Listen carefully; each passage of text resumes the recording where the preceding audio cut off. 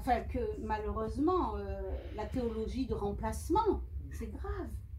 Bien-aimé, c'est grave. Vous savez, j'ai vécu en Guadeloupe quelques années, le Seigneur m'a permis aussi d'aller vivre en Guadeloupe. Et donc là-bas, eh bien, le Seigneur m'a formée aussi. Et puis j'ai fait une conférence justement sur la théologie de remplacement.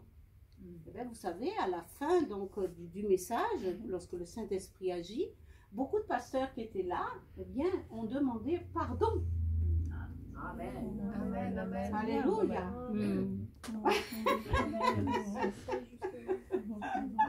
Ils se sont mis à genoux, ils ont demandé pardon au Seigneur. Parce que c'est vrai que de dire que non, Israël et nous sommes Israël, non, non. Franchement, il faut être émet, et vérité, veut dire en hébreu, hein, émet. Hein? Il faut être émet. Et nous tous, nous devons être émet, hein, puisque nous avons reçu le Saint-Esprit. Donc la vérité demeure en nous. Et alors, lorsqu'aussi l'on nous dit, donc cette théologie de remplacement, elle a fait beaucoup de dégâts, bien aimés. Beaucoup, beaucoup de dégâts. Du coup, je suis désolée de dénoncer, mais il le faut. On dénonce les œuvres des ténèbres. Et si, bien aimé, là, pasteur, tu es ici en ligne, je suis désolée de te dire que tu es dans l'erreur. Tu es dans l'erreur par rapport au message de l'évangile. Tu dois aller plus loin. Parce que dans la connaissance de la Bible, tu vas comprendre tout l'apport messianique et que tout vient d'Israël. La source, c'est Israël. Israël, c'est la mère nourricière de toutes les nations. Amen. On n'invente rien. Israël, c'est la mère nourricière de toutes les nations. Toutes les nations apprennent et ont appris d'Israël. D'ailleurs, c'est pourquoi en ce moment, enfin ça fait un petit moment là que cette guerre, elle dure. Mais on comprend bien le combat qui se fait. Israël, c'est l'horloge du monde. Et quand Israël va mal, le monde va mal. Et d'ailleurs, nous sommes dans des périodes très troublées. Oui. Pourquoi? Parce qu'Israël est troublé. Israël est troublé, donc tout le monde est troublé, forcément. Donc voilà, il faut comprendre aussi tout ce côté spirituel. Et ce que j'aimerais aussi ajouter, c'est que la guerre dans laquelle nous sommes avec Israël, c'est une guerre spirituelle. Il faut le voir plus haut, vous voyez, il faut pas le voir d'une façon comme ils nous le disent à la télé, les médias.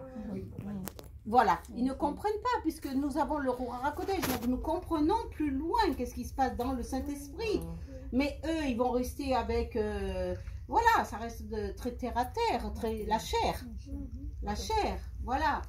Mais bon, beaucoup nous prions, hein, aussi bien chrétiens que juifs, pour que cette paix vienne aussi avec le monde de la Palestine. On sait très bien que, bon, mais bon.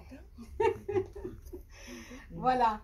Alors, ensuite, voilà. On peut le dire en arrière. Ok. Oui, un petit peu, c'est mieux. Là.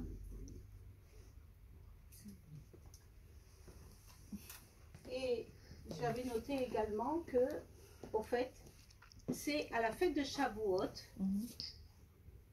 que normalement, mon peuple d'Israël enfin mon peuple, aujourd'hui c'est juifs et non-juifs confondus, attention, hein, voilà, on est un en lui, mais pour le peuple d'Israël, eh bien depuis Shavuot, s'ils étaient rentrés dans la révélation du Saint-Esprit, ça fait longtemps que le salut était annoncé à Shavuot pour eux. Alléluia. Vous comprenez la révélation, je redis? La révélation, Shavuot, c'est à ce moment-là qu'il y a eu le don du Saint-Esprit. Donc, à ce moment-là, le peuple d'Israël aurait pu rentrer dans son salut. Comment? Pardon? Non, j'ai juste traduit salut par salvation. Ah oui, très bien. En anglais, oui. Pas tout. Ah, no speak French? C'est bon. Just to speak English? You speak just English, but je comprends little. Little, ok. Ça va? Ok, BCDR. Voilà. Donc, ensuite, qu'est-ce que j'avais noté également? Eh bien, oui, déjà, le prophète Joël. Joël, comment? Chapitre 2, 28. Voilà, qu'est-ce qu'il dit? Il donnera division des songes. Dans la fin de journée, envoyer l'esprit de... comment dire? Oui, le roi Hakodesh, oui, Ken.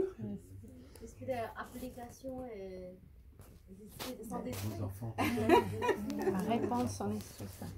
Ils répondent quoi?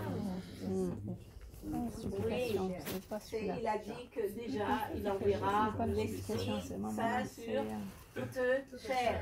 Donc c'était déjà prophétisé par les prophètes. Déjà. Donc il y a longtemps.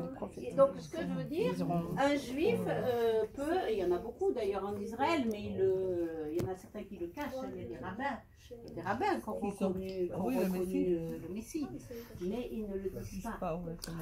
Pourquoi? Parce que je vais vous dire maintenant, bon, on va clore pour Shavuot, mais je vais rentrer aussi dans autre chose.